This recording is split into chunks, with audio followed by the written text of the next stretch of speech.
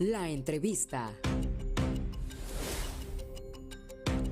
Y vamos precisamente a platicar sobre este tema, el tema del secuestro, pero vamos más a fondo.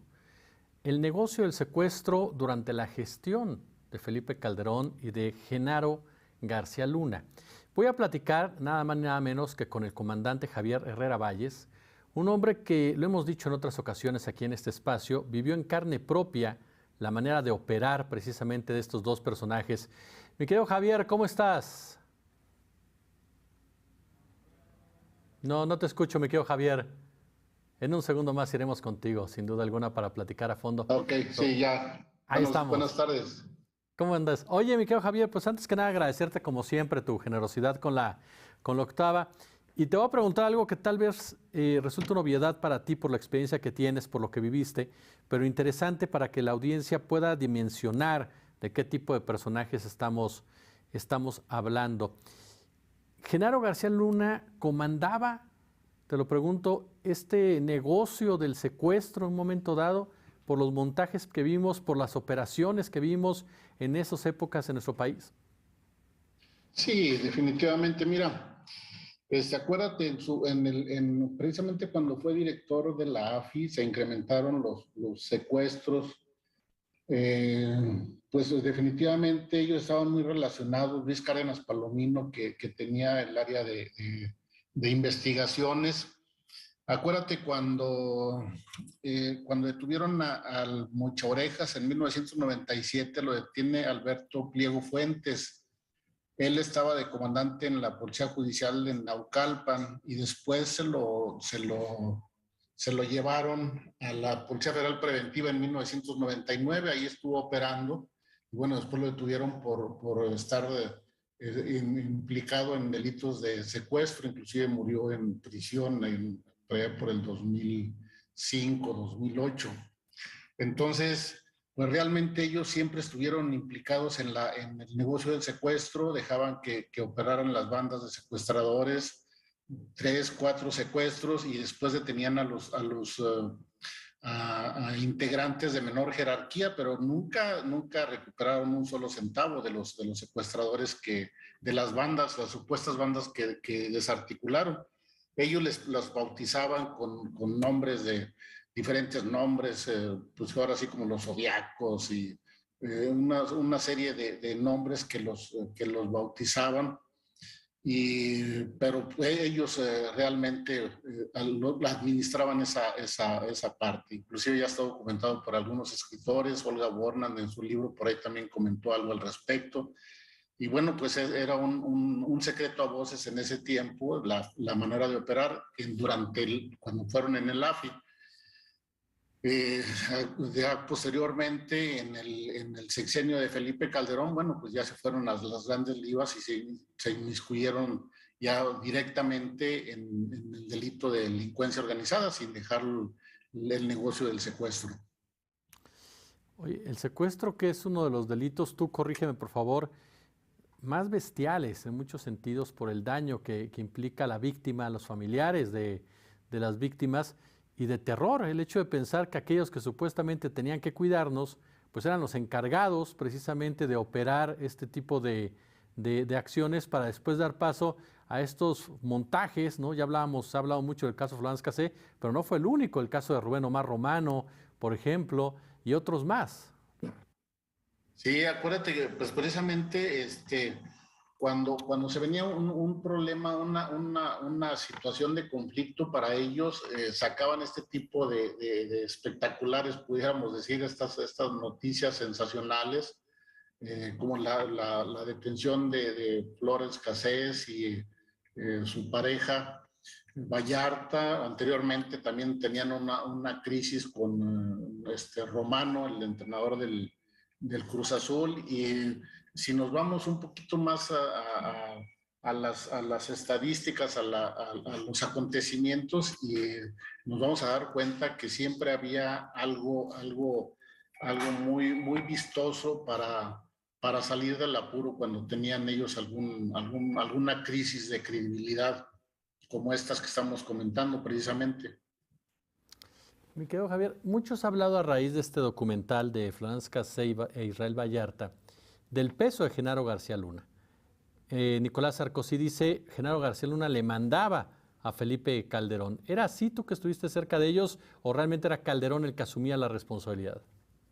No. Inclusive su mismo grupo lo platicaba ahí entre bromas que realmente el que llevaba las riendas de la presidencia era Genaro García Luna. O sea, que él lo convencía de lo que era necesario y bueno, pues lo tenía bajo su voluntad. Ahí era comentado entre ellos, Garza Palacios, Cárdenas Palomino, sobre todo Garza Palacios, que fue con el que yo tuve más trato y platicaba de esas situaciones. Inclusive en alguna ocasión llegamos al taller donde está este señor, el israelita que se dedicaba al blindaje de vehículos, llevaba muy A buena amistad Margolis. con ellos. Margolis, Alberto Margolis, entonces llevaban muy buena amistad con ellos, inclusive le llevaban los vehículos a, a los de su familia a blindarlos, todo ese grupo, pero sí comentaban que el Felipe Calderón le hacía total caso de todas sus sugerencias y sus apreciaciones de Genaro García Luna. ¿Era muy cercano este grupo con este empresario Eduardo Margolis? Sí, eran muy amigos, se llevaban, ¿no? Inclusive la primera vez que fui con él, andaba con Francisco Javier Garza Palacios, se puso su uniforme, yo creo que nunca había usado uniforme, y fuimos a visitarlos porque andaba yo con Gerardo Luébanos, que era el coordinador de seguridad regional, el coordinador general era Garza Palacios, y fuimos a su taller que estaba ahí en el Estado de México, ahora sí a presumir el uniforme, ahí se llevaban de una manera muy pesada, inclusive fuimos a comer en esa ocasión, pero pues él se sentía muy orgulloso de ir con su amigo Margolis a presentarse uniformado. ¿Qué tanto, mi querido Javier, esto se volvió parte de dicha industria? Esta relación con empresarios, con pseudoactivistas que se dicen defensores de las víctimas, Anabel Hernández, incluso igual Emanuel Stills han dicho en el caso de Isabel Miranda de Wallace que es una infiltrada, ¿no?, en la sociedad civil. ¿Qué tanto se volvió parte precisamente de toda esta estrategia para levantar la imagen de García Luna?